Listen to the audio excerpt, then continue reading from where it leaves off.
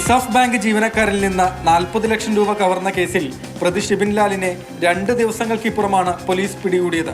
പന്തീരാങ്കാവിൽ പ്രവർത്തിക്കുന്ന Olavanna cooperative urban സൊസൈറ്റിയിൽ പണയം വെച്ച സ്വർണം മാറ്റിവെക്കാനെന്ന പേരിൽ ഇസാഫ് ബാങ്കിൽ 40 ലക്ഷം രൂപ പ്രതി ആവശ്യപ്പെടുകയായിരുന്നു. പണവുമായി ജീവനക്കാരൻ പന്തീരാങ്കാവിലെ ബാങ്കിലേക്ക് നടക്കുന്നതിനിടെ പണമടങ്ങുന്ന ബാഗ് കവർന്ന് കടന്നുവെന്നാണ് കേസ്.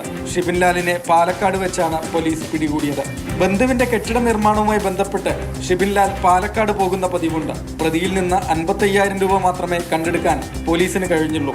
ബാഗിൽ 1 ലക്ഷം രൂപ മാത്രമേ ഉണ്ടായിരുന്നുള്ളൂ എന്ന് പ്രതി മൊഴി നൽകിയതായും പോലീസ് ഈ ബാഗ് ഉപേക്ഷിച്ചതായും പ്രതി പോലീസിനോട് പറഞ്ഞു. 40 ലക്ഷമാണെന്നാണ് പരാതിയിൽ പറഞ്ഞിരിക്കുന്നത്. അപ്പോൾ അതിൻ്റെ സ്ഥിതി എന്താണെന്നും അതുപോലെ ഈ പണം ഇയാൾ ഈ കവർ ചെയ്ത പണം മറ്റെവിടെയെങ്കിലും ഒളിപ്പിച്ച് വെച്ചിട്ടുണ്ടോ അല്ലെങ്കിൽ മറ്റെന്തെങ്കിലും ആളുകളുടെ ഇൻവോൾവ്മെൻറ്റ് എന്നുള്ള കാര്യത്തെക്കുറിച്ചൊക്കെ അന്വേഷണം നടക്കുന്നതേ ഉള്ളൂ. ആ ഭാഗത്തുകൂടി നമ്മൾ അന്വേഷണം കൊണ്ടുപോകും.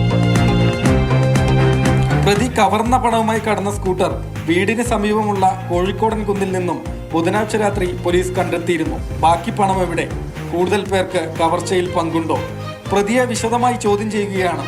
കൂടുതൽ അന്വേഷണം വേണമെന്ന് പോലീസ് അറിയിച്ചു.